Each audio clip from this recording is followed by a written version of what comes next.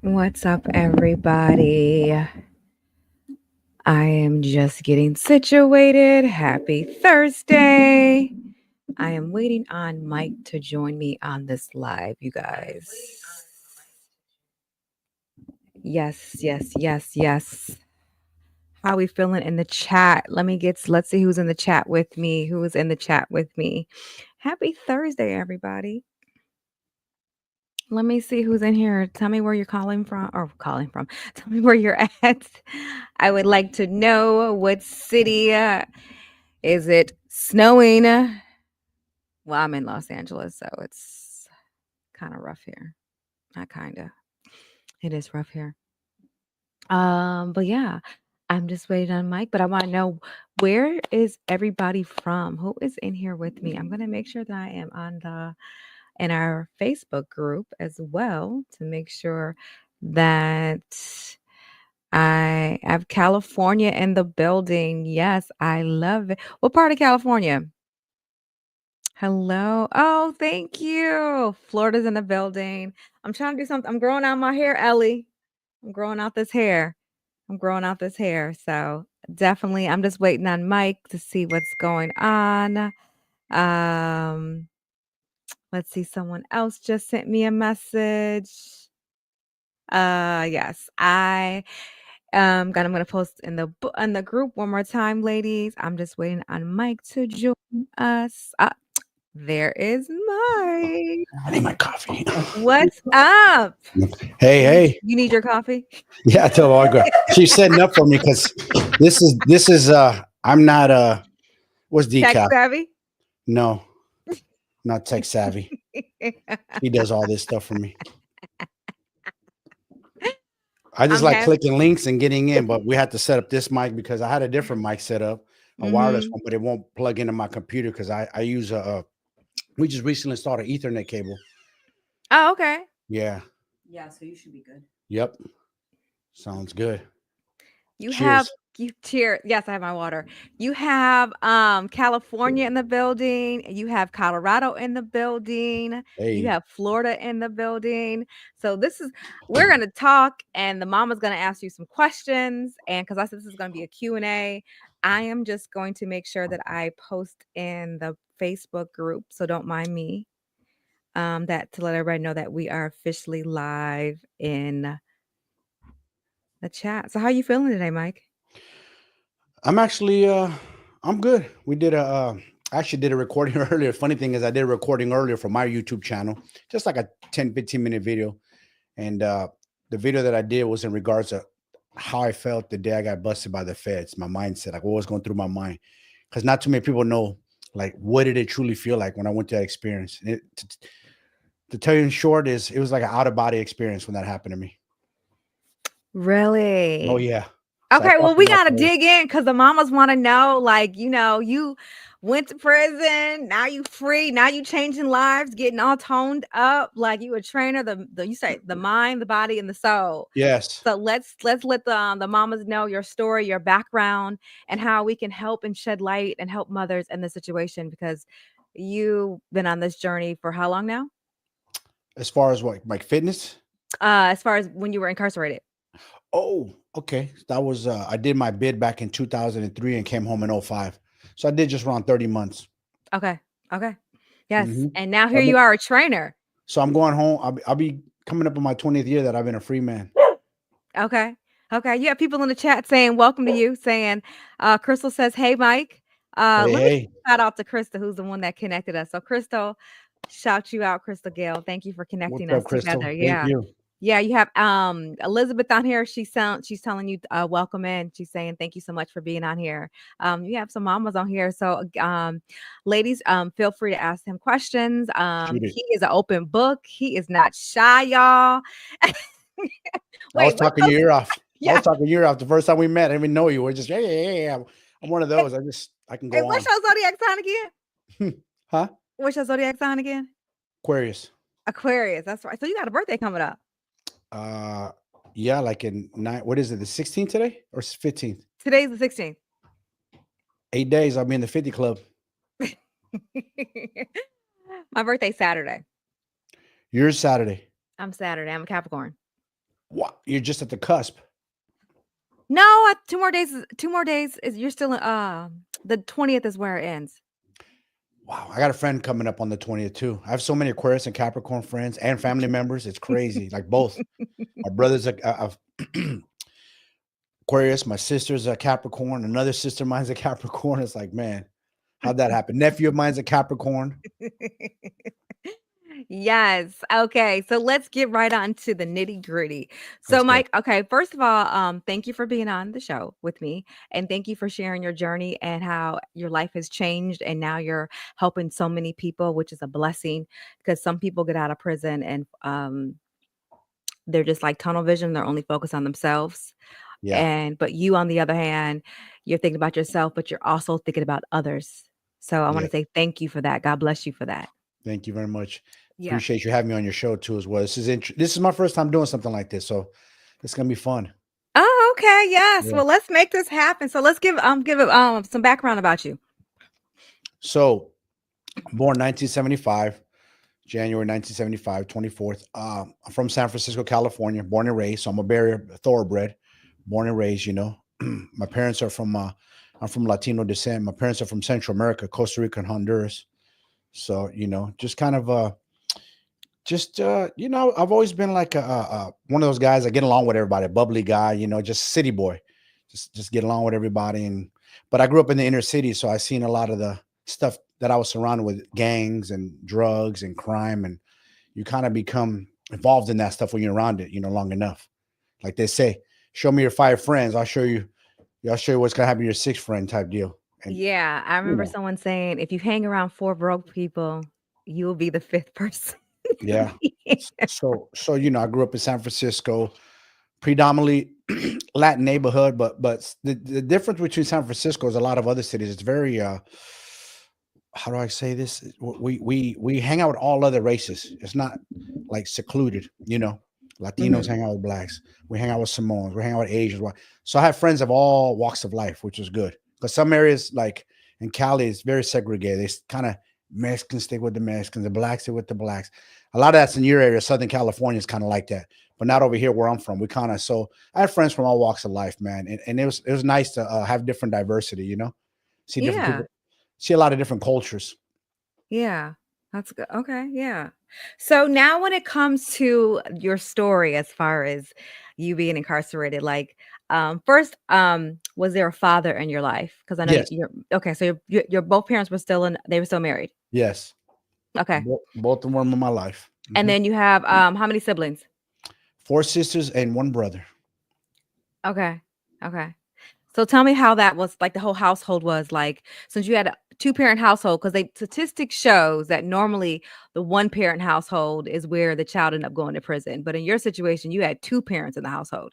2 parents, and it wasn't nothing like my parents didn't raise me correctly, or like the statistics say, or the parents weren't involved in life, or maybe they were drug addicts themselves. No, my father worked. He was in the trades business, kind of the trades, and my mother was a stay-at-home mom, and she was always on me, but I was just a rebellious kid, man, growing up in those neighborhoods. And I never wanted to follow the rules. I'm one of those kind of people. I love going against the grain.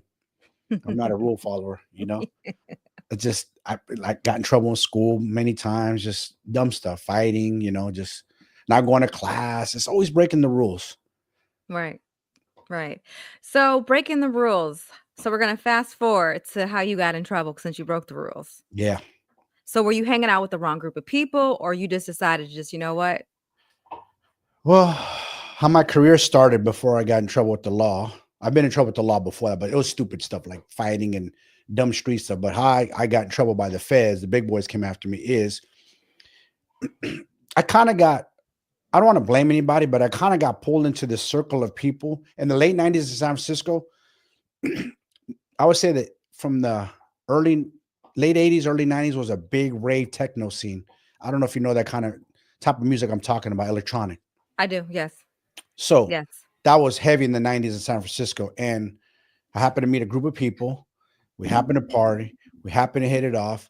And next thing you know, I'm popping a pill of ecstasy and loving it. I've never done it in my life. And I'm like, wow, what is this? I couldn't believe how amazing it was. Like this is the love drug. Like you take that kind of pill, you could be friends with anybody. Even if your worst enemy, you'll be all of a sudden chummy chummy. It is crazy. So the people I was hanging out with at that time that I met, I was like, man, when can we hang out again? I was excited. I was had a good time. I was a young guy, mid-20s, partying, Mm-hmm. and one thing led to another, and then eventually I was like, hey, I know some people who want to purchase some of this stuff and whatnot. I set up a few deals. I had nothing to do. I didn't make no money. He's just like, here you go. Here's 10, 20 pills for you setting up the deal. And I had them in my hand, and I'm looking, and I was like, I'm gonna go party with this. I said, no, hold up. I'm gonna get rid of these. I'm gonna sell these and see if I can get rid of them. Sure enough, I got rid of every one of them. People were, hey, can you get more? Mm-hmm. Went to the guy I knew. Hey, I got rid of those, man. Can we re-up? Can I start up, man? He goes, oh yeah, you wanna jump in? Sure. And before you know it, re-up 50 pills, then 100 pills, and 100 pills led to 1,000 pills. Then it led to thousands of pills. Before you know it, I'm partying, having fun, making money. I'm like, wow, this is amazing. I get to hang out in the nightclubs, party, be around these fun, bubbly people. Everybody's just good time. Nobody's Right. fighting, arguing. Everybody's happy. That drug is the love drug. Everybody's happy. And That is the love drug. oh my goodness, yeah, I don't know if you've ever had an experience with it, but It's the it's the love drug. It's you know, definitely the love it's drug. it's our era. We know that era was, man, because Chicago, and not to get off topic, but Chicago had a little bit of an electronic techno scene too. Yeah, we do. Yeah, that's why I said I know about it. Yeah. Yeah, you guys are kind of Oh, it like was heavy. the original. It's like it Yeah. started Chi-Town. It didn't take off like it should have. Then it hit San Francisco. Then it made its way back to Chicago. I know a little Yeah. bit of the history of it. Yeah. Underground. Yes. Underground. So I started just heavily, just before you know it, I turned into a criminal career, just selling ecstasy, and then Now, did your mom know at some point that you changed and you shifted? And to the mamas that's listening, you guys know, she knew something was different. I'm not mhm, coming home. I'm coming home when the sun's rising. Sometimes I wouldn't come home the next day. All of a sudden, I got a pocket full of cash. I'm buying all this nice clothes. I quit my damn job. So, moms are not dumb. Like, wait a minute, you quit your job, but you got money coming in, nice clothes. Like, come on. It doesn't take a rocket scientist for a mother with good intuition to figure something out. And my mother's an immigrant mother at that, but she still had intuition. Like, what are you up to? Type stuff. But she never really pried, but she knew. now did she say anything to you? Not really, but she went in sneaking around my room and found some drugs, boatload of cash, and a gun. And I was like, Okay. hey, I'm just holding this for a friend, mom. Don't freak out. I'm gonna get rid of it right now. I played stupid, and mother's always gonna have their kids back. And she was just worried, like, please, hijo, don't get in trouble. This is not good for you. Get rid of this. I said, oh, I'm gonna get rid of it right away, mom. That was all my stuff. I was just lying. I just had to call a friend, like, yo, come grab this, bro. Like, I can't have this at my house. Right. Yes. Us mamas, we'll give y'all the benefit of the doubt. We'll be like, it's not his, Yeah, it's his yeah, yeah, right. friend. And then we'll say, like, maybe you shouldn't hang out with Johnny anymore. Yeah, yeah, yeah. She tried. She tried to really steer. She did her best, man. When I was a kid, trying to steer me away from hanging out with that element. But you can't stop. A mother can't stop a boy doing what he's gonna do. That's almost Mhm. impossible. You aren't gonna stop me. I had to Now learn for myself. let's touch on that point because you have a lot of mothers on here about. So go back to that, like a mother can't do what? Say that again. A mother can't stop a boy, especially once the boy turns into a young man. For me, it goes from a young boy that to an adolescent to a young teenager. Then he starts becoming a man. And mind you, I didn't look like a boy at 18. I grew up fast because I worked out since I was a kid. So I've developed a body of a man at a young age. And my mentality growing up in the city was very fast paced. I was probably more mature than a lot of young guys my age. So I was just off and running. So it's hard to stop a boy, a man, when he's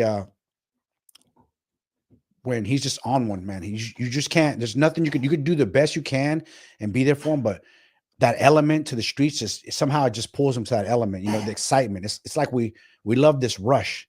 We know what we're doing is wrong. Mhm. We know we're breaking the law, but it's like a rush, if that makes sense. No, it does. So what would you tell a mom that has a son or a daughter and they're probably in that situation right now? And like you said, there's nothing that you could do to change their mind, to stop what they're doing. What would you tell them? What would be a good advice to give a mom in that situation? So I would start if you have a young son, let's say he's coming into his teenagers, because you know you know, you're a mom. We hit that 14, 15 mark, man. We start raging our temper because our T levels change. And now Mhm. you're starting to kind of turn into a young man. The best thing you could do is try to keep that young man to positive activities. Like, for example, today they have a lot of martial arts training, MMA, Muay Thai, boxing. I wish they had that back then when I was growing up because I always worked out, but I was halfway in, halfway out with the streets. Part of me, I did go to the gym, work out, but I still love to be in the streets. So I was like halfway in and out. So, but I always say, don't give them too much time. Keep them busy. Keep them busy and tired, either in school, extracurricular activity like sports, something. Keep them busy. Do not allow them to have too much time on their hand. Constantly Right. keep them, say, hey, try to steer them in the right way. Like, here, read these books. This is going to be for your future. Read these inspirational books. Follow inspirational people online. Careful about the music you consume too. I'm not saying it's nobody in the rap music's industry's fault or nothing, but a lot of stuff they rap about is very violent. And you start hearing that so much, it becomes part of your psyche. Like, wait a minute, I want a gun. I want to be tough. I want to be hard. I want to be down for my hood. But all that is nonsense. I've been there. It's nonsense. That is a road that's going to lead you to nowhere, to lead you to where I was and many others. Yes. Do you mentor a lot of young kids? I don't. I don't. I try. What's crazy is I'm trying to tap into men, middle-aged men, Okay. because a lot of middle-aged men are suffering from mental health, and I've suffered from it too. So I know what it's like.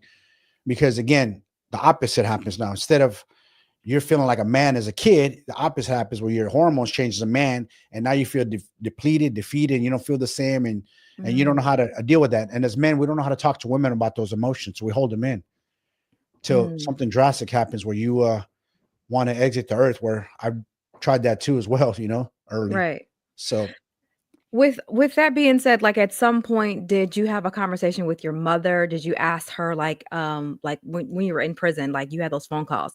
Did you ask for forgiveness? Because I'm pretty sure she was on the phone with you during those times, crying, wishing that you were not incarcerated.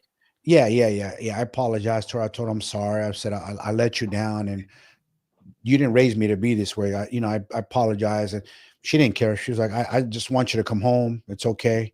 You made a mistake. It is what it is. She's very forgiving, man. That mothers are very forgiving. I mean, she even came to visit me. The toughest part of the visits, like we'd get emotional, and she just had my back, man. She never turned her back on me.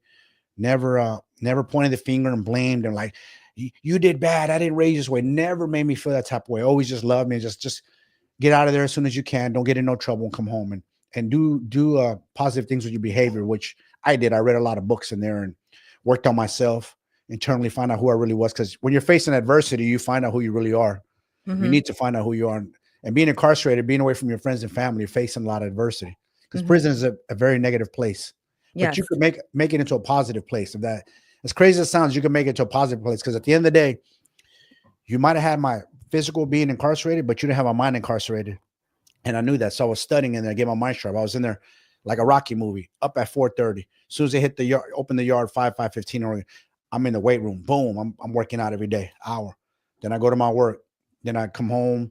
They do head count about 4 o'clock. I'm in the Fed, so Mm-hmm. federal government does the 4 p.m. head count where they report all the numbers to the Washington D.C. to the head Bureau of Oh, Prisons. okay. So Okay. everybody has to be at their house. We call it our house, but our rack, our Okay. unit for head count. And then as soon as they open the doors again, about 4:35 for chow, whatever, I'm back to the weight pile, working out again, two a days. Now, when you first got there, were you somewhat scared? No, You wasn't scared at all. Okay. no.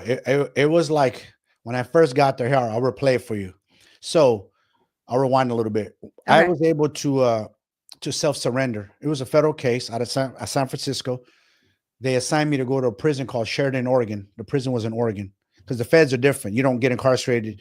Sometimes you do get incarcerated in the same state. Sometimes you don't. It's just where they want to place you, wherever there's beds or programs. So they sent me to Oregon.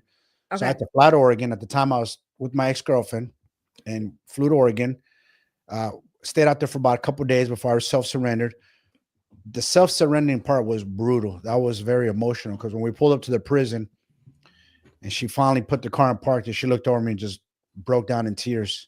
And that was pinching right there. So I'm already going inside to a prison at self-surrender emotional, which is a no-no. I'm like, oh man, this is not the way I want to Yes. start this off. You know, No. like, oh man. So, you go through the intake, they ask you a bunch of questions, they strip you down. They see if you have any tattoos. Do you belong into any gangs? Because I'm from Northern California. They're like, are you affiliated with nobody? Nope, none at all. Nothing in my file. I'm not affiliated. They take pictures of your body to see what tattoos you are so they can identify you. Then they ask you all the mental questions like, do you feel suicidal? They go through the whole rundown. Then finally they give you your stuff. All right, time to go to the unit. And I remember I'm walking to the unit. I'm just in my mind. I'm thinking like the first dude that disrespects me, I'm gonna smash him on the spot. No hesitation. I'm gonna let these dudes know I don't play. I'm gonna earn my respect. That's what I always thought because I seen the movies. You got to earn your respect. I know the movies be dramatic. Yes. Yeah. Furthest from the truth. Everybody was nice, and I was like, "What the hell is this place? Everybody's too nice. What's going on?" I thought this was prison. I thought I'm gonna be fighting the first day. I didn't know. I didn't know what to expect. I've been in Right. county jail, totally different than a federal prison. Right. County jail. There's a lot of bickering and fighting over the TV and phone. I don't get involved in that unless you're threatening my personal. I'm not fighting over no TV or no phone. That was just dumb. I got fight my case. I'm not worried about that. But there, I thought like somebody might try to test me or something. Furthest from the truth. Not at all. So for mothers that have kids that are in feds and they pace back and forth all night worrying, because was your mother like that with you? No, Worried, scared?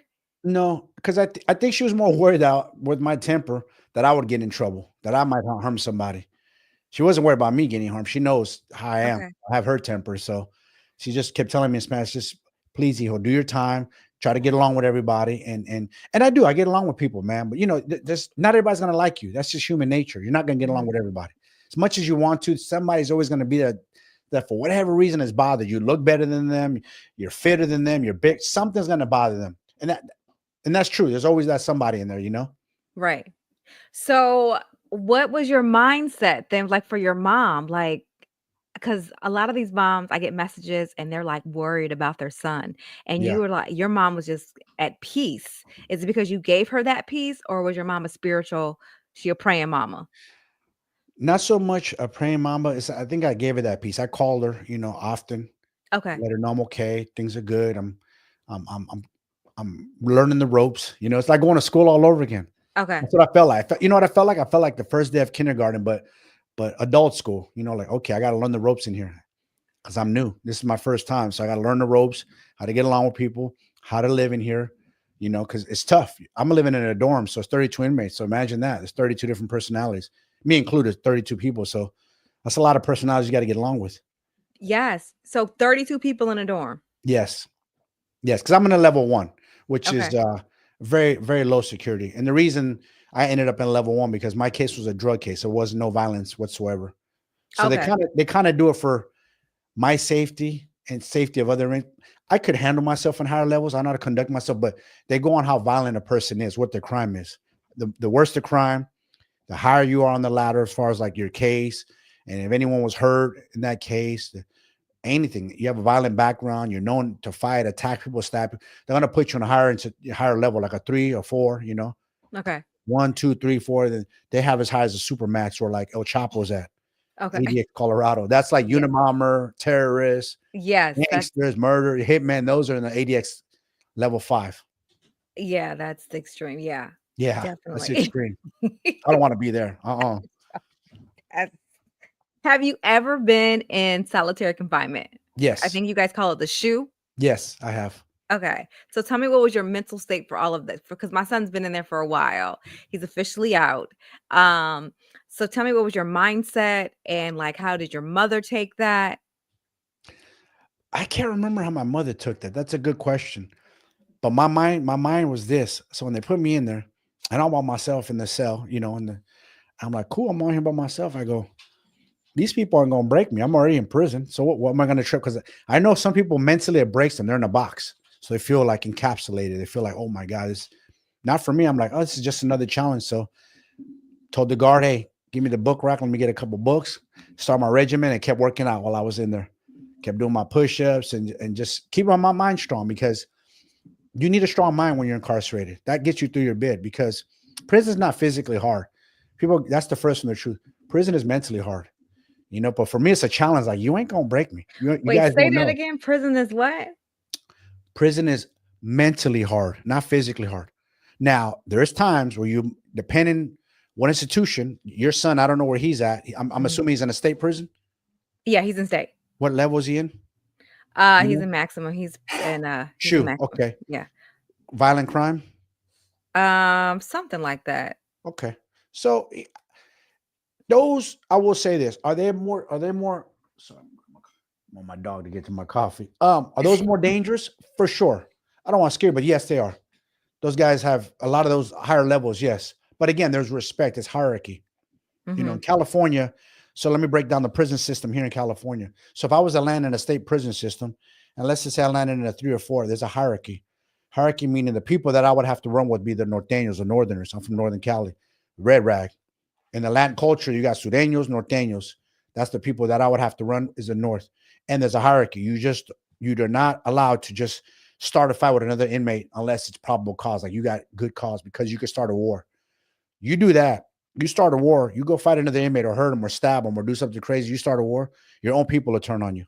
It's a green light on you. That means they're going to turn on you. They're going to take you out. Unless you tell the guards, my life's in danger. I need to go to a PC yard. But that's how California politics work. I'm not sure how Chicago politics is. If he's affiliated with a certain group or neighborhood in there, I don't know how it works in there. But the main thing about prison, as long as you're a respectful individual, you don't gamble, you don't use drugs, you don't create any debts, usually you're good. Those are 3 things that get you in trouble: gambling, drug debts, that kind of stuff will get you in trouble, and being disrespectful Well, you and have a thief. yeah, you have some mothers on here that sons are addicted to gambling and then drugs. Yee. So, like, what do you say to them for the mothers like that that's dealing with that? Because you have mothers that, say, for example, their child is manipulating them for money. So, so what type of advice would you give a mom in that situation because their child is gambling or they're on some drugs? That's a tough one. The best thing you can do is just is try to remain strong for them. You're gonna have to probably cut them off financially if they're blowing all their money on paying their debts, because that's another addiction. And as crazy it is, there's a lot of drugs in prison.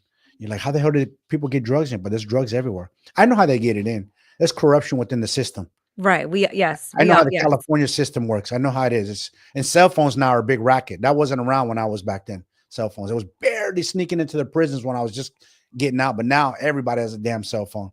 Right. Again, that's done through the institution. There's no way. Who's bringing it from the outside? The inmates? No, I know because they make how do they bring it in? Because they don't go outside. no. You just got to try to see if convince their son or daughter like to seek help in there, seek like some kind of group in there to try to pull themselves away from it, because that will get you in trouble and get you hurt. You have a question here. You have Crystal that just asked a question. She says, "What is the one thing do you feel you can tell, or you can tell our sons in prison, who is using to get through their time?" Who is Yeah. using drugs Mm-hmm. to get through their time? What's yeah for the mother? What do you think the mother should say to the son or daughter? Because we have women that have daughters that are in prison too, Yeah. that are using. So, what's the one thing advice that you think a mother should tell the child that is using, or do they not say nothing at all?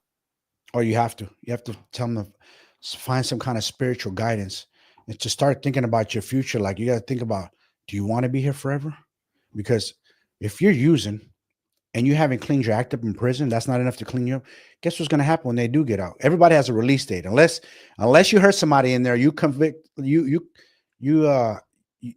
like attack an inmate or attack a guard or something crazy. You're going to have a release date. You're going to get out. So you got to clean yourself up while you're in there. Prison should be used as a time to find out who you truly are. Like I'll elaborate. So Hmm. I was using a lot of drugs. The drugs I was selling, a lot of ecstasy, tons of it, smoking a lot of weed, drinking. I was this party life, everybody around me, cocaine, ecstasy, some crystal meth. It was just the wild, wild west. So for me, you have to get them thinking like somehow put in their mind like maybe prison is saving you. Because for me, it saved me in a crazy roundabout way. I wouldn't be having this conversation with you because I'm an extreme dude. I would have kept on partying. I would have kept doing drugs. Something bad could have happened. Maybe got behind the wheel of a car, or maybe took a drug that maybe took one of those pills that were laced with something that could have killed me. Anything can happen. There's no guarantee. And that happens today's age. Everything's tainted with fentanyl, so kids are dropping left and right.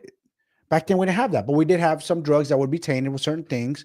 And you have to start thinking about like telling like, what do you see for your future? You have to ask them like dig deep. What do you see for your future? Is this what you see? A life in here? Because if you don't clean your act up in here, you're gonna get out. You're gonna be paroled or probation. I don't know. Federal system's probation. It's the same thing as parole. And guess what? When you piss dirty, violation, right back you go. Do you want that for your life? You have to hit them deep. You gotta hit them in their core. Like, what do you want for your life? Because here's Yeah. the time. Use this time to better yourself.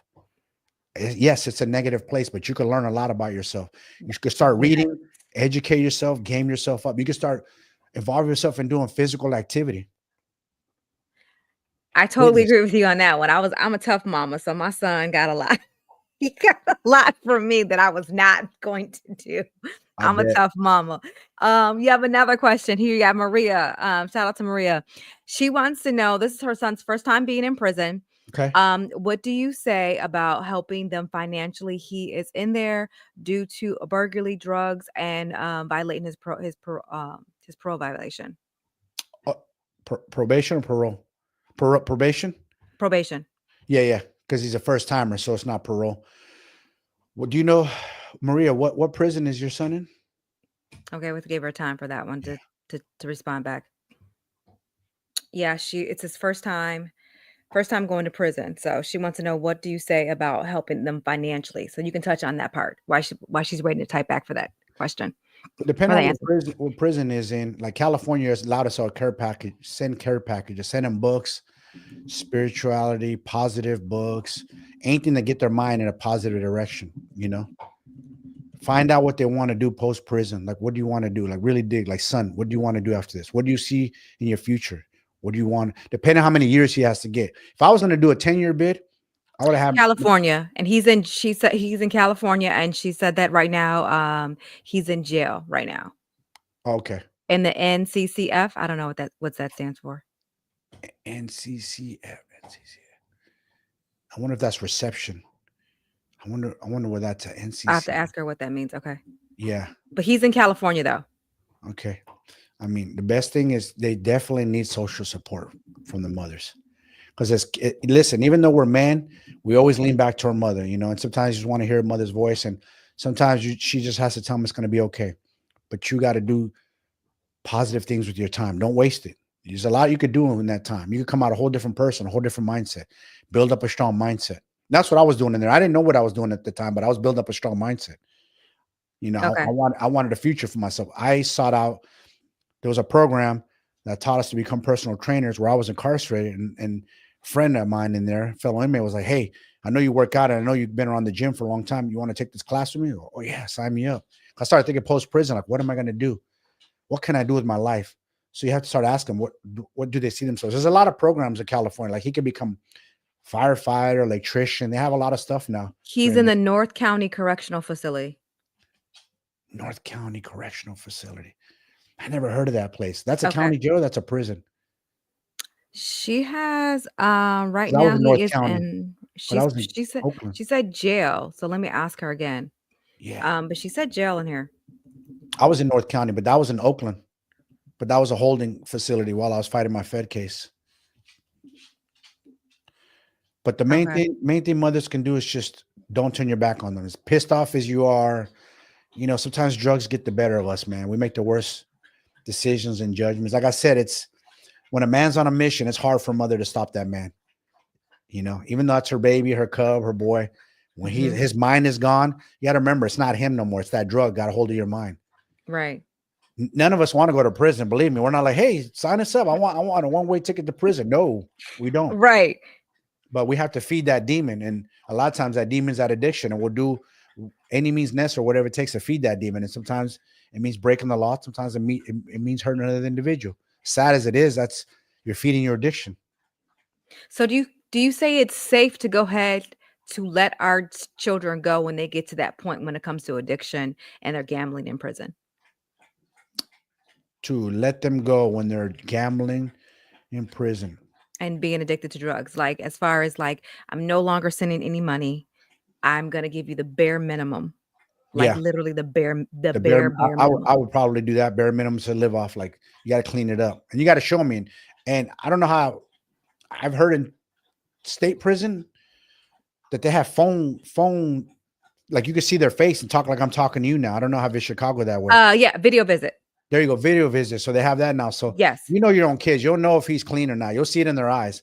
And a lot of That's time, yeah. I'm gonna give you a little tip. When somebody's on drugs, they won't look you in the eyes. They always look away, down. It's like their guilty conscience won't allow them to look you straight in the eyes. Because I know I've done that. It's weird. My friends who've been on drugs do the same thing. I'm like, oh, he's on one. I could tell. A lot of times they won't look you straight in the eye. It's weird. I don't know why. It's like they're guilty of it and they know it, but they won't. They can't face you. Or it's probably like, especially when it comes to the moms, it's like I failed my mom again. So it's that look of I can't disappoint her again. I'm in here already. I've already disappointed her. Now she's gonna look in my eyes and she's gonna know that I'm using. So now so that's probably why they're looking away. Yes, because you'll be able to tell. Moms know. You know your kid best. You know when your kid's up to no good. You know when your Yeah. kid's lying. You know their energy. You Yes, I know when Damian, just like for example, when you talked about when he turned it was 15 when he shifted. No, 16 is when he shifted. There Yep. was a difference in him. That's what And I happened to me. picked that up. Yep. And then in my son's situation, I knew something. The situation happened on Mother's Day. And I'm here in California, he's in Chicago. Something in my spirit said something ain't right. And I kept calling him. He would not pick up the phone.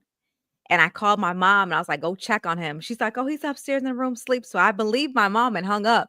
But he was in the streets doing something he had no business doing. And you felt it. I felt it in my core of my soul. Isn't then isn't that crazy that as a mother you could feel that? And you know why? My wife just talked about this. His cells are in your body. Mm-hmm. They're in your body. Anytime you have kids, the cells are still with you. And maybe only the universe can give us that answer, but mothers always say the same thing you say, like they know when their kid's up to no good, or even if something bad happened to their kid, they just know, they feel it. Something hits them. They'll wake up in the middle of the night, dead asleep, and know my child's in trouble. And sure enough, the child's in trouble. They just know. You knew something was telling you, and it's unexplainable. You don't know how you know. I That's the don't crazy know. part. I know because my mom was just like, how did you my mom even asked me, she says, how did you know? I just knew something was not right. Like I knew it. And I was arguing with my mom about it. That's the crazy part. And she's like, no, he's in the house. I said, he's not in the room. And then later on that night, I called her again and she checked the room. He was gone. And she goes, I didn't even know he left. Yeah. Yeah. We sneak out from under your nose quick. You know, when we want to bust a move, we're out. And it is crazy. Like we don't, as humans, we don't understand that part. Why or mothers possess that kind of power, but you guys do. No, mothers, you can't fool a mom. You can't. I tried to fool my mom many times. She always knew I was up to no good. She knew I was drinking, using. She knew every time. I'm like, this lady's a witch. How does she know? But again, you have his cells in your body that are with you for life, and there's a connection there. It's weird and it's unexplainable because it's not like you could see it physically, but you could feel it. You know. Mm-hmm. Yeah. It's almost like this. Here we are, 2024, 2025, and we're looking at each other on video camera. You would have told us 30 years ago we'd be doing this. Like, you're out of your mind. There's no way I'm going to see someone from across the country or even across the world, and we're going to be looking straight at each other talking. Well, the Jetsons knew back in the day. Remember the cartoon? Oh, my goodness. You went way back to the Jetsons. They were on to something. Jetsons and Inspector Gadget. Oh, remember Penny? Yeah. The Apple Watch. That's right. Whoever created those cartoons were ahead of their time. Oh my God. Yeah. Yeah. Look where we're at now. We're doing exactly what they did back then. And I'm pretty certain in the future they're gonna be something crazy where probably won't even be no watch. There'll probably be some kind of chip implant you, and you could call anybody, call Tiffany, call such and such, or text them or put them up on video, some screen up. I don't know. It's we don't know. We don't know where this is going. It's going somewhere though. It is going somewhere. So I want to transition where, okay, so when you were in prison, you said you shifted your mindset. You started working out. You started reading books. Then once you got out, well, okay, so once they gave you a release date, right? Mm-hmm. And what were you, how were you preparing yourself when you were released that day? On the day or beforehand? Yeah. Like maybe like 2 days before you're about to get released. Like what was your mindset? Nervous as hell. Okay. Like it didn't seem real. It Okay. almost seems like, so I'm gonna take my mind back there. It almost seems like I had a release date from the moment I landed in there. Everybody does, unless you're a lifer with without the possibility.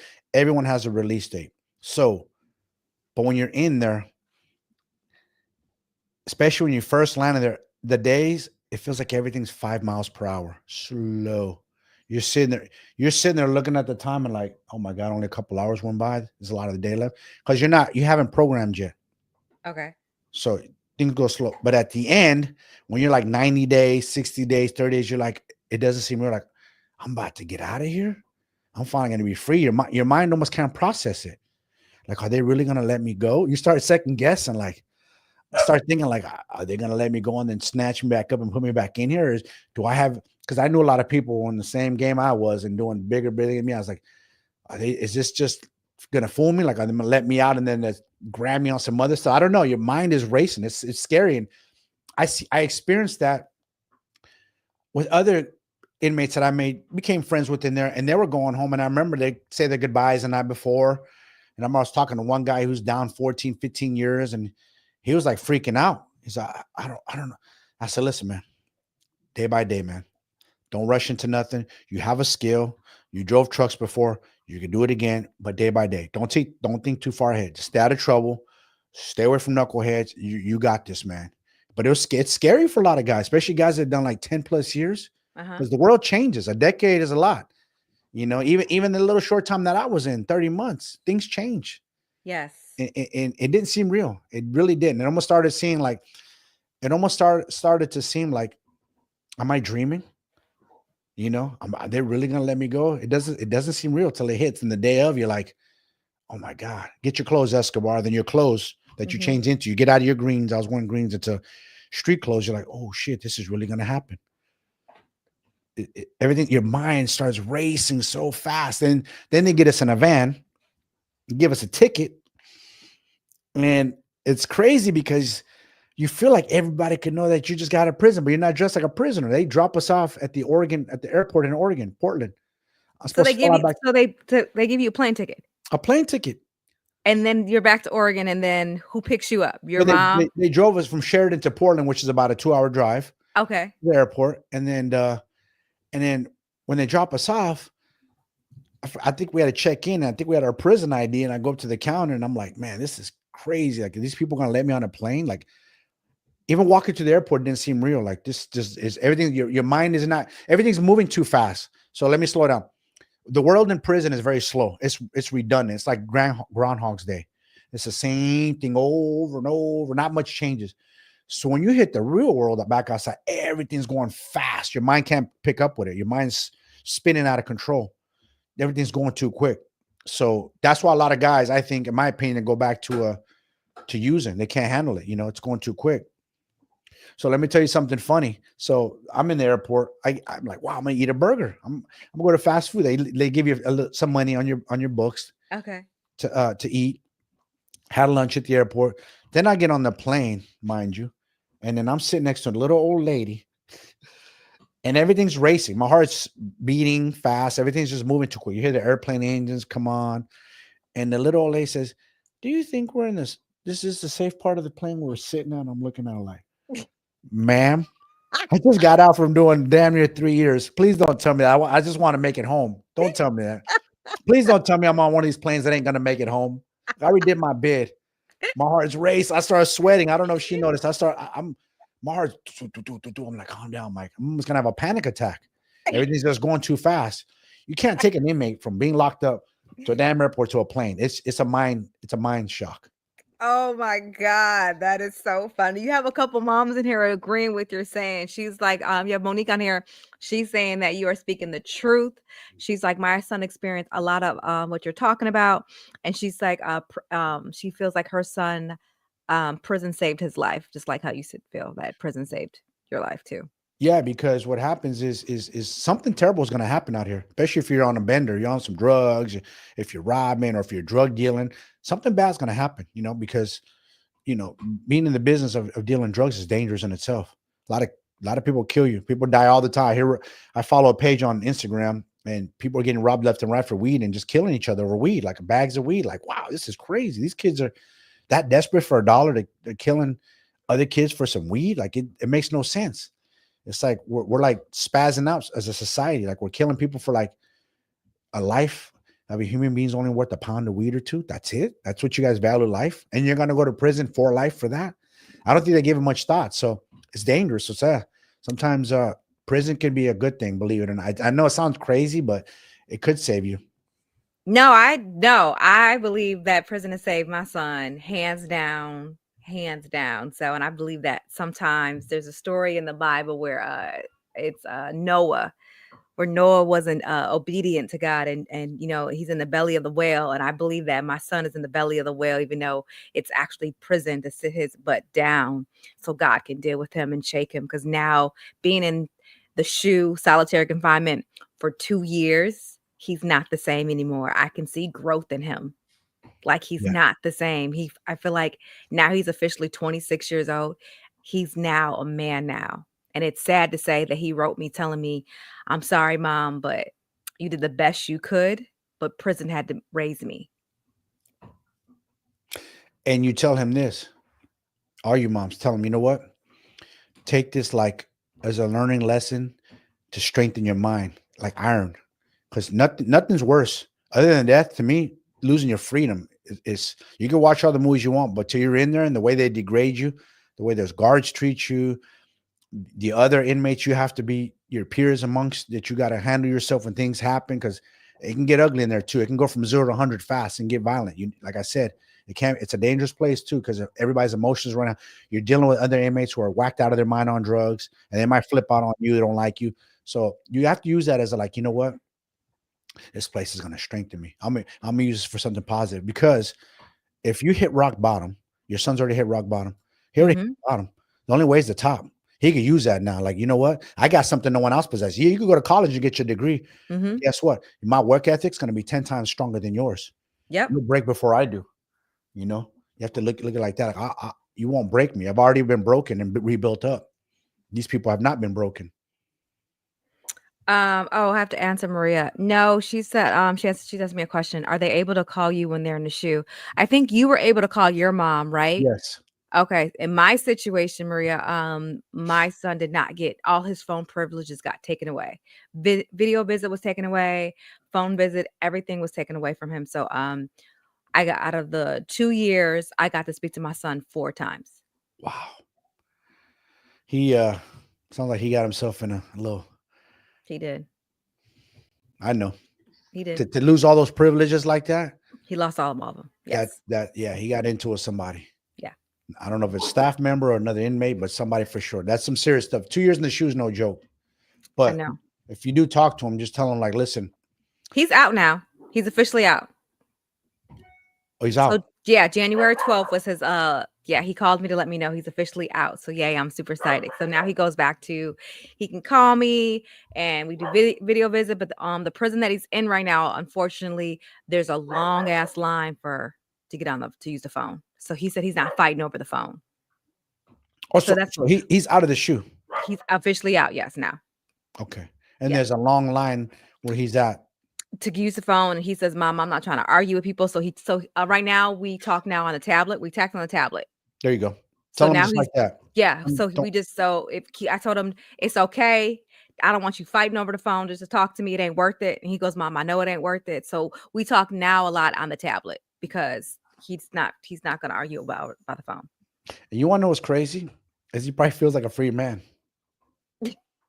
I swear. When you go from the shoe back to the regular prison, you're like, oh man, this ain't so bad. The shoe's worse. That's what he said. He said that. He's like, man, he said that. That's funny that you say that, Mike, because that's literally what he was telling me. Like, you're in a prison within a prison within a prison. But when you get out of that hellhole, as they call it, the shoe, and he's probably getting some daylight, probably walking outside the yard, you're like, wow. You almost like take that for granted. Like, man, I'd rather be all day. You want to get back so you can program, because in there it's all about programming. You got your schedule, you got your daily routine. Like, I have my routine. That's the only thing I got that messed me up. Is like, damn, I don't have my routine. I can't work out like I used to. So I had to discipline myself to do it in there, because you get bored. So I make sure I had tons of books to read. I love to read. I read hundreds of books while I was in there. Just kept my mind occupied. You don't Yes. keep your mind occupied. What do they say? Idle time is the devil's time. Oh my God, yes. So So, what books do you think mothers should send their sons to help them while they're in there? uh What's some good books that you read? Did you read in there, or did you not get the books? Because now we have to send them through Amazon. I would say if they want to learn like a craft, Mm-hmm. like say interested in investments or real estate, send that type of book so they can read just to kind of get their mind on a positive trajectory. Okay.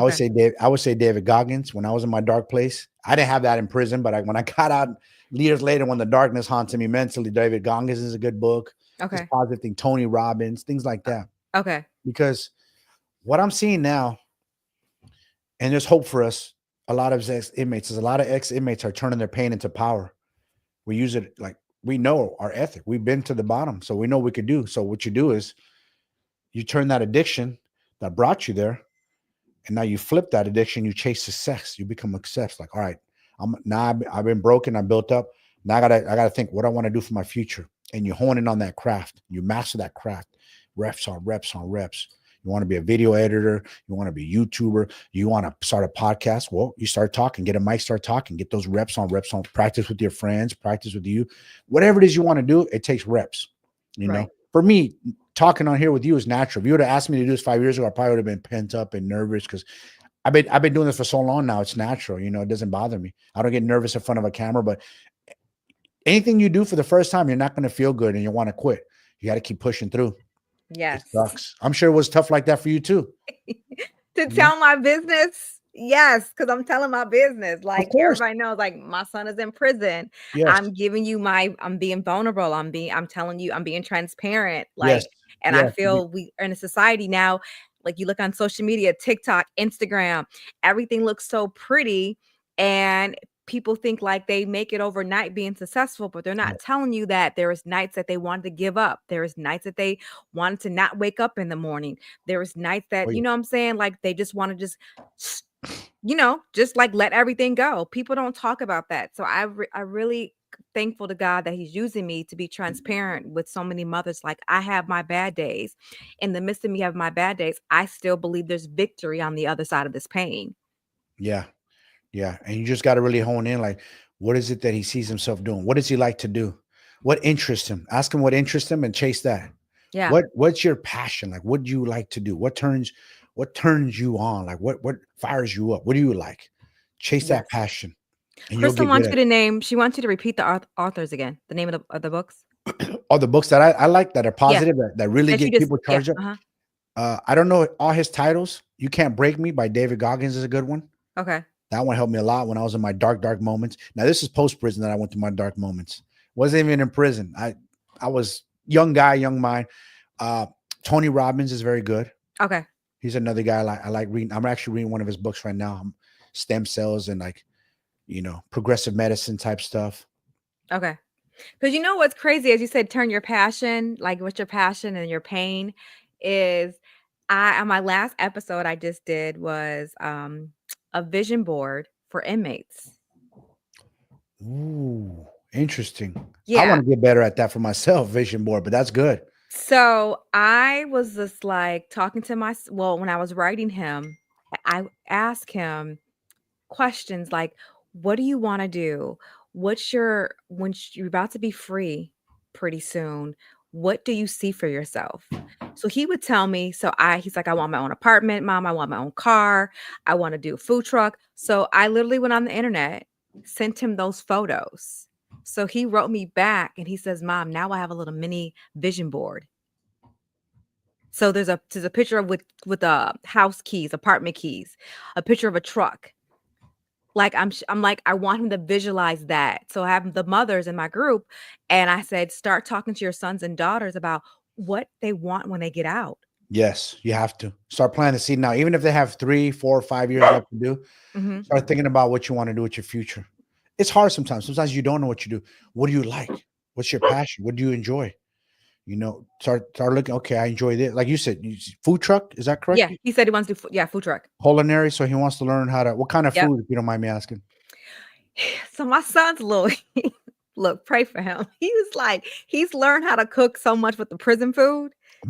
Me too. In the microwave.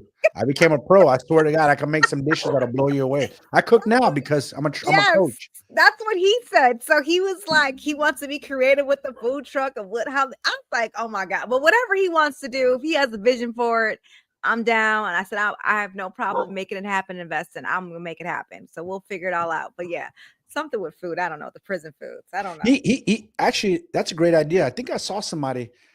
What was it at? He was doing it out of his house, and he called it like trapping something, like food from in there, and making the dishes similar to like where they're in prison but at home, but making it good, like something Yes. along those lines. Yes, that's something that he wants to do. And let me tell you something, you'll be surprised how creative inmates are, how smart they are. Oh my God, how resourceful we are. Let me tell you, we find ways to. I'll elaborate. They took our microwaves away for whatever reason. They're pissed off. Some inmates get caught with something. They're like, "We're gonna shut your microwave down." Damn, we got no way to cook. Oh yeah, we do. We get like a hot pan or metal plate and turn the what do you call that? The steamer for clothes. What do you call that again? Yes. The iron. Turn the iron upside down. Put the metal plate and put the food on there. Now you got heat. Yes. You sound definitely like my son. Oh my God. He said they make all types of stuff in there. Oh, they do. It's Especially amazing. with the I guess they keep the oodles and noodles, the packages, the seasoning, that seasoning package. They use that for so much, he said. Yeah. I mean, it might not be the healthiest sometimes, but sometimes you just get a big bag of chips, some noodles, those packets, some refried beans, and throw it in there and mix it up. And now you got yourself some homemade kind of nachos, man, on the spot. Yes, look at Ellie says, I hear it's tasty. That's what she just said. It is. Not the healthiest, though. Ton of sodium and not the best, but you got to do what you got to do sometimes, you know? Yes, I know. And then Candy's like, she says it's called surviving, to be honest. Yeah. That's what she said. Yeah. But I always say this, I go, as long as you're physically active and you can get away with eating that stuff and not gain a bunch of weight. Because everybody also has it, things like they see the movies and they see these guys all fit and built, furthest from the truth. Not at all. No, because there's some inmates who absolutely don't give a shit and eat everything inside and they're overweight in there. I'm like, no, you got to put in the work. You got your doggo? No, she's just barking because she can't find her. She's okay. So let's transition to where now you are now a trainer. Yes. I'm more of a I used to be a in-person personal trainer. I'm more of an online, I would say a mindset coach. Okay. But part of me coaching does include fitness, nutrition. That is including the package that we do. We have professional, we have our own app, track your macros. Macros is just short for macronutrients, carbs, fats, protein. We make it simple. We basically, what I do is I find out what's holding you back mentally. Why, Tiffany, haven't you hit your goals? That's how I would be asking you. What's been holding you back? What are your roadblocks? Everybody has roadblocks. Yes, they start something, especially now, this time of year, everybody already did New Year's resolution, already fell off. They're done. Yes. Let's say they gave up. 16 days in the new year. So done. Yes. They're already finished. It's over with.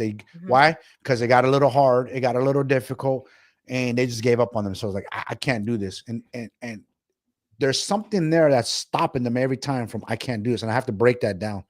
Like, what's holding you back? What's too hard? Or the food you're eating you don't like, of course, because you're trying to do something that's not natural. You're trying to eat chicken, rice, and broccoli and tilapia, and that is boring. You can lose weight on it, yeah, but eating the same thing repetitively is boring. What do you love to eat? Okay, let's make that work. You like burger and fries? No problem. We can eat that. Oh, you like pancakes like me? Perfect. How much are you? What's the number one answer when people tell you their roadblocks? What do they always tell you? What's like the number one that everybody always says? Their self-belief is weak. Okay. You have to, because what it is we want aesthetics. We want instant gratification. So what happens is, I'll tell you why people quit immediately after New Year's, because people have this assumption that, oh, I'm going to stop eating all the bad food and eat good food. And then they step on the scale a week later and the scale barely moved. And they're like, what? Why aren't I down 5 pounds? No, sir, ma'am. It doesn't work that way. You have to understand something. Food is energy and energy is numbers. This is a numbers game. Everything that you're putting in your body has numbers attached to that. Hmm. In order to lose 2 pounds of body fat, just of fat a week, you have to be in a caloric deficit of 7,000 calories. That means if you're eating 3,000 calories a day, I got to bring you down to 2,000 calories a day over a 7 day period. That equates to 2 pounds of weight loss. But people have in their head like they think they should lose more than that. So what do? They go out of the gate, never been to the gym, never work out. And they try to run and go to the gym every day and they come gangbusters. You can't do that. I work one step at a time. Okay, you're on the couch. Let's start walking. Let's just start walking. Let's start moving. Oh, you don't go to the gym? Let's try to get you 1 or 2 days. Be realistic. We got to slowly build you up. We got to build up that choo-choo train, that you little by little by little by little consistency. It's like the book, and I know you know this book. The teacher told you, all of us, who won between the tortoise and the hare? Oh yeah, that book. Yeah, it was the turtle. Why did the turtle win? Now I forgot. Now, Mike, who's been lost?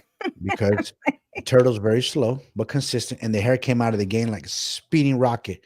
And guess what? It ran out of steam, crashed and burned. And the turtle just kept going slowly, slowly. It might hit a couple bumps here and there, little turbulence, but it kept going and going and going, and eventually passed the hare. And that's what's happening with people is they hit a few bumps, it gets a little tough, and they quit. Everybody has that quit. And that's what you got to tell your son. Like, you've already been tested. You've been at the hardest place on earth. There ain't no quitting you. There's Yes. no quit now. You chase that goal and you keep it. And that's for all you mother. You tell them you already been to the hardest place. You chase that goal. Whatever dream or goal you have, you can achieve. There's so many stories from prisoners been locked up, done serious time, and now they're making millions. Mindset coaching, real estate investments, whatever. They took that addiction and flipped it into success. I heard this from a guy who's super successful, makes millions on the whole mindset coach. And he said, addicts are the most successful people on planet Earth. And I was like, what? Addicts. Yeah. See what you just said? He goes, yeah, think about it. Addicts, we will go through walls of fire. We'll cut down a chain link Mm. fence. We'll break down brick walls. It does not matter. You ain't stopping us from getting our fix. We're going to get our fix one way or another. So guess what? If you flip that mindset into success, like, you know what? I'm gonna be successful. Ain't nothing gonna stop me or get in my way. I'm not gonna rest until I become successful and make it. So you just flip it. That's all it is. It's really in here. And it's hard. It's hard. You have to tap into that inner person to flip that mindset. But it works.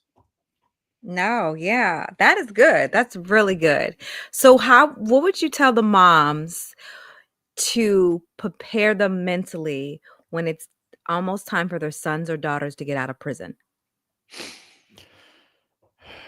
To tell them that they need to walk before they run.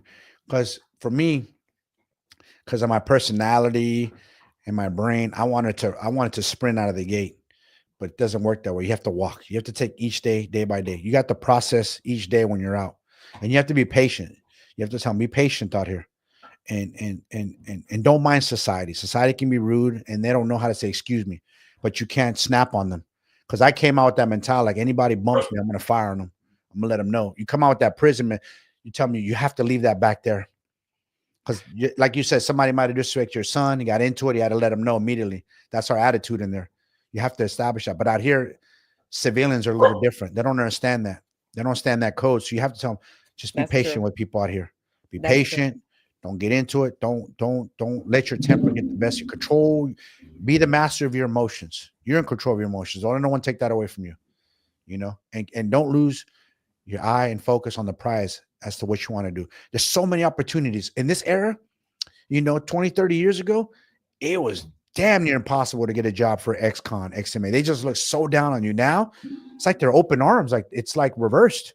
Even me being tattooed, they'd look at me like, yeah, no, we can't hire you because our ink offends you or you look too scary. But now people welcome everything with open arms. Society has kind of like softened the blow on us. Like, they almost kind of want to help us, depending on your crime. Depending on your Right. crime. There is some things that almost impossible to get a job. Some crimes you do, there's no coming back from. Well, that's good to know because there are some mamas that got sons and daughters that are tatted up, and you're saying that they're lighting the load when it comes to hiring people that are tatted up now? Oh yeah, everywhere. They're That's just good to they're yes. just you just got to be honest, come clean. You just got to be a respectful person, carry yourself well. I think in a weird way, people kind of get enamored with that. Like, oh wow, you've been to prison. because it's something like it's a 1% of society that goes. It's nothing, It's the movies. That's what it is. It's the They movie. do. Everybody likes the bad boy or something, the story.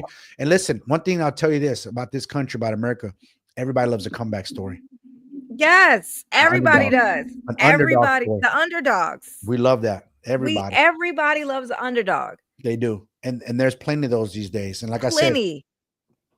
I thought the same thing. Like, oh my God, are they really going to hire me as a personal trainer?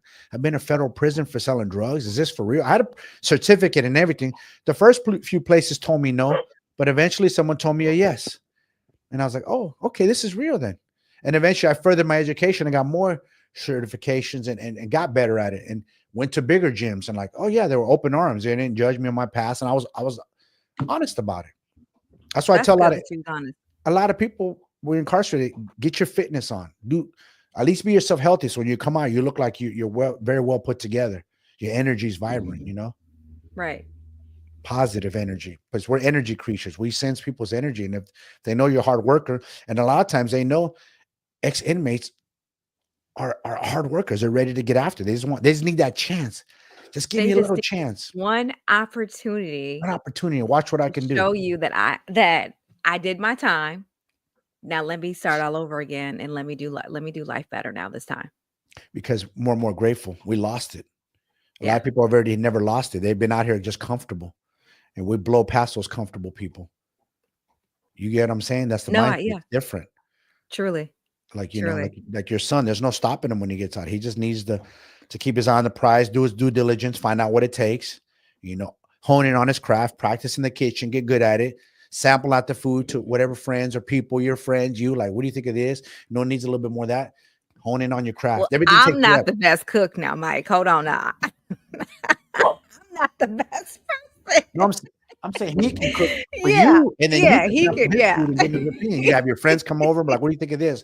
Does it need a little more of that?" And people tell you the truth, like, "Okay, be honest," because man, food is happiness. Everybody loves food. Everybody loves food. Oh my God. Yes. That's one thing AI is never going to replace. Yes. You're absolutely right. Never going to replace. Right. And that good time coming together, people sitting around the table laughing and just good food. That's like the That's best it. thing That's ever. it. And Yes. food trucks are very convenient. That's a very good business to be in because he could park it anywhere. He Yeah. could park it Especially here outside. in Los Angeles. Yeah. Los Angeles. Park it anywhere. You can find a good spot, a good place where there's a lot of business people, a lot of foot traffic, and just pull up, and then people start smelling it, and he has little sample platters, sample little trays to hand to people as they're walking by, like here you go, here you go, here. Then people are like, oh my God, I'm coming to eat this next time, or I'm coming right now. Little things like that. I have friends in the Yes. food business. That's how I know. They have food trucks and restaurants, Yes. so I know. You have a mother here saying, thank you. A lot of the mamas are thanking you right now, Mike. And they're appreciating the words of wisdom that you're dropping them. And Maria is telling me to tell you that you give her hope for her son, that prison's going to change his life. So you're giving her hope for her son. Yeah, sometimes it's like going away to college. Not the best college, I get it because of the environment, but sometimes you got to go away, lay your head low, and rebuild yourself and think about what you want for your future. Because there is a lot of inmates who are clueless, who have no idea what they're going to do. They don't have no game plan. At least I had somewhat of a game plan. Right. I had something like, okay, what am I going to do now? Now I got a record, a serious record, but what can I do? Only you hold yourself back, especially like I said, this area you could do Uber, you could drive, you could be a Lyft driver, Uber Yeah. Eats, Now something. there's more opportunity. Yeah. Because if you have a car, like you said, you can do Uber Eats, Lyft, all of that. Yeah, it's something like your son could do in the interim while he's building up his business. Yeah. So that way he's generating income and Yeah. keeping busy and not getting into trouble. Definitely. Because look, I'm not doing this again. No, I bet. This is too much. I can only imagine what it's like. What was your mindset when your son got busted when he was going away to prison? What'd you feel like? I'm curious because you asked me, but what was it for you? I was upset and disappointed. I cried a Yeah, lot, and I gained over 25 pounds. sad, depressed. Yes. Yeah, that's where I picked up I started eating. So that's where I Mm. picked up the 25 pounds. You're an emotional eater. I'm not, but for that situation, I was. Yeah, because he's Yeah, my only I only have one child. yeah, So by him being locked up, it just tore me up on the inside because he was very active in school. Like we talk about being active, he was that kid, football, basketball. He had a debate team, what is it, theater. He had all these activities, but unfortunately, track team, everything just shifted. man. And it's just the company you keep. Yeah, Sometimes it is your fault, but it ain't your fault. You just get caught up with the wrong group because it could go in the other direction. You could have caught up with a bunch of smart CEO nerdy dudes and went in a whole different direction. right. I really wish that was the case. Sometimes me too. Like, why? But hey, listen, it is who we are. It doesn't define us. It's not the end of the road. He's still a young guy. He's got a whole life ahead of him. It's a hard lesson taught. Now he's just gonna have to come home when he gets home and control your emotions and start now. Control your emotions and they're like, let things go. Because Right. how long? How much time's he got left He gets out this year. this year? This year. So This year. so basically you're pretty much the way we look at it is like you're out. Your last year's like you're going home. Going home. This Yes, is this is it. his last year. Yes, it's but I'm He's not coming going. home to you or Chicago. He's gonna go to Chicago first. Because that's where my parents are. He wants to spend a little time with my parents, and then Okay. after that, once they release him, that he's able to leave Illinois, then Hmm. he's coming here. Okay, Yeah, that'd be good. yeah, he's definitely coming here. He doesn't want to. He doesn't want to be there anymore. But since my parents are like getting older, he wants to spend some time with his grandma and his Yeah, grandpa. yeah, yeah, yeah. So yeah, but he's gonna be staying at their house. Oh, that boy don't know, but he's gonna love LA. He's never going back. Once he comes to LA, anybody I know from Chicago that came to Cali never went back to like, we ain't doing this weather. You guys got freezing to Oh death my out there. God. Oh, Yes, he is going to love it here. Trust me, because I can't do that cold no more. I'm over that. I'm over that cold. oh no, no, no. Of course not. I have a close friend of mine. He's one of my closest friends, and I talk to him every day. And he's from Chicago. He's been out here like 30 plus years. He goes, you couldn't pay me to go back. You couldn't gift me a mansion. I'm not going back to that. No, no way. Oh my That's God. that's tough. That's hard living out there. No, it is. Oh my God. You have so many mamas, Mike, that are loving you. They're saying, Mike, it's good to see that you're out and you're motivating others and you're dealing with healthy the mind, body, and soul. So people are appreciate you. They're giving you all this love now in the comments, Mike. I don't know. Can you see the comments or no? No, I can't. Okay. Hold on. Okay. Let me click private chat. Would I have to click comments? I think it's yeah, it's in comments, yeah, because you have people that's giving you shout outs or saying Oh thank you yeah, so now I much. see it. Yeah, yeah. Oh, my son when he was in rehab, he was training guys in there. Does a lot of weight exercises. Wanted to be a trainer, but he did wrong. It's never too late. You could be a trainer. It's a good space to be in, and anybody could turn it around, man. It's just really here. Our power lies within us. Everybody has that in us. And I always say this: everybody has that warrior inside of us. Every single one. Mhm. It's just you got to let that warrior out. Sometimes that warrior's asleep, and you got to wake that warrior up. And you got to do hard things, and you got to go through hard things. I know. You got to go It'd through be rough. adversity. It's tough, and even you've gone through adversity with your son. It's built you up mentally. Oh my Without you knowing, God. it's made you stronger mentally. No, it has. It has. It's like the devil mean it for your bad, but God makes it for your good. So I just truly believe I wouldn't be who I am today if I didn't go through this journey. I think No, I give people more grace. I am humble now, and I'm not quick to judge people. there you go. That is the one thing that I've learned on this journey is to not judge people so fast. Yeah, yeah, yeah. And Because grace and mercy is what I'm learning on this journey. yeah, yeah, yeah. I feel the same. Like you never know someone's struggle or what they've gone through. You don't know. It's quick to point the finger like, you've been a prisoner, you're one of those, you're a bad guy. Like that could have been you. You could have been one. You could have been an addict. You just got lucky. You didn't do drugs, or maybe you dibbled and dabbled on something, but you didn't go all the way with it. And some of us, we dibble and dabble, and we go all the way with it, and that gets us in trouble. We don't know it. Absolutely. I was born with an addiction. I didn't know I had it. I inherited from my grandfather. My grandfather was a raging alcoholic, and my mother tried her best to protect me from drinking and doing any of that stuff because she didn't want to see me go down that path. And when your mind is not right, it's not clear, you have no mental clarity, your judgment is off. Like I said, selling drugs and running around thinking I'm untouchable and thinking I'm King Kong because I'm making boatloads of cash. It's like, no, man, I got humbled real quick. Oh, so you acting like Denzel Washington Oh my goodness. Training Day. I'm King Kong. Ah, King that's Kong what I'm has saying. nothing. Yeah, but when you're young in your 20s and you're making $5,000, $10,000 a week, you feel like, wow, I'm on top of the world. Oh my God, look at me. I'm hanging out in strip clubs. I'm going to the best restaurants. I'm hanging out with the prettiest girls. I'm in the nightclubs. You feel like you just get this kind of God complex. And then those boys come after you and like, oh no, you got humbled, buddy. You thought you was him. Mm-mm. And that, unfortunately, a lot of us have to go through that. Mm-hmm. That were in my line of work, you know? Yeah, no, absolutely, absolutely. Mike, this has been a great call. This has been a great, like, I love this. The questions. Thank you so much for taking the time. Fun. For, I enjoy it. truly, truly appreciate you from the bottom of my heart for you giving the advice and wisdom for us mothers to keep it together. Because us women Yes. are emotional Of and we course. get caught up with our kids. Of course. It's tough. Like we don't know. Here's the thing, like, yeah, we have to do time and it's hard on us. And we miss you guys too, where we feel guilty, we miss you, but we've never, I think a lot of sons and daughters, I don't know if they truly really talk to the mother to see how they felt. No one ever asked, how are you doing? I never, my father never came to visit me. And I don't think he was mad or maybe a little disappointed, but I don't think he wanted to see me in a place like that. But I Mm, never, before he leaves this earth, I need to ask him, like, how did you truly feel, Dad, while I was in there? Like, I never asked him. It's hard for men to open up, and he's old yes, school land yeah, dude. He never yeah. really said I love you, and That'd be a good question to ask him. yeah. Now it got me thinking, like, I need to ask Yeah, him that'd before be he a leaves earth, really like, good question. how did you feel while I was incarcerated? Like, tell me, because because it's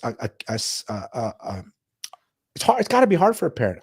I try to put myself in their shoes. Like, I would hate to see. I have dogs.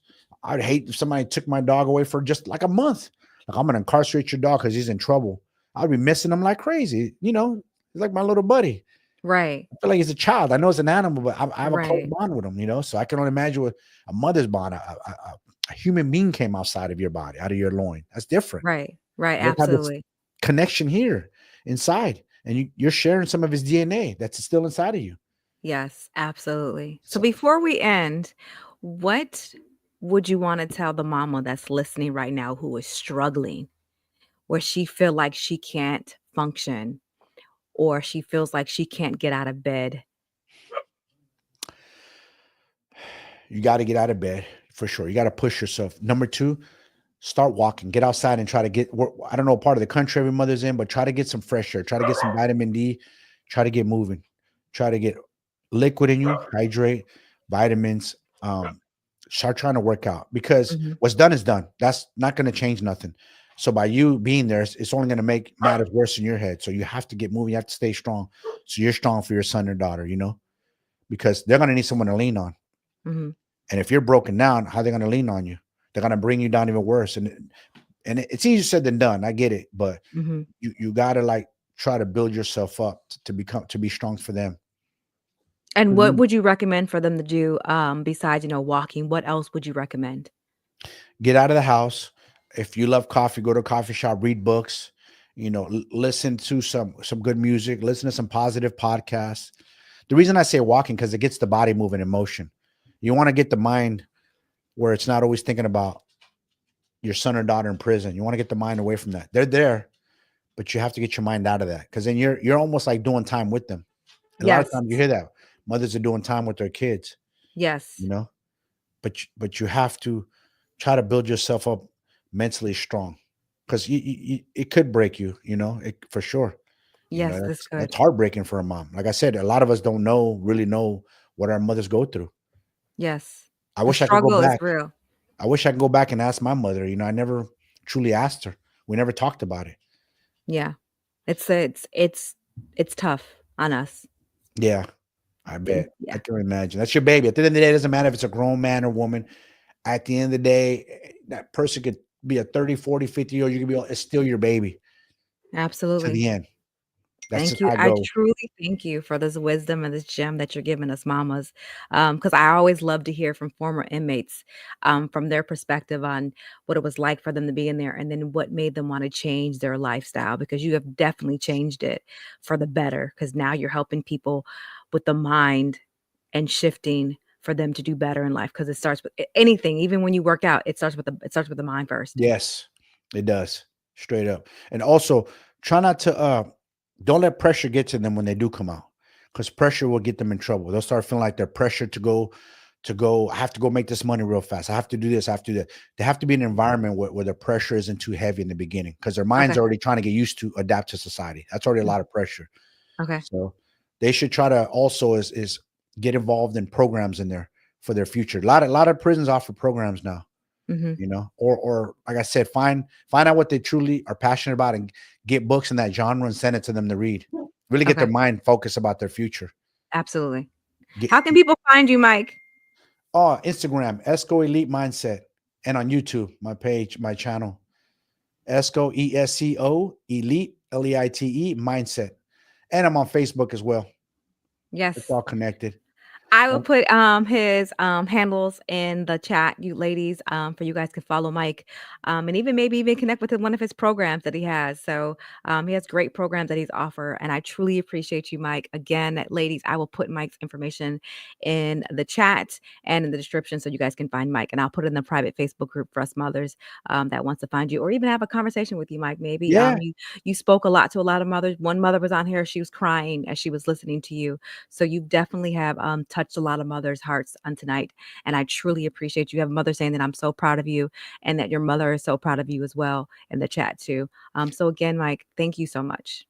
you're welcome. And again, if they have any other questions about anything, like I didn't answer everything, they can always shoot me a message. I don't mind answering messages because, like I said, I know this is not easy. Thank you, Mike. Yes. All right, Mike, you be good. You too. Take care. You too.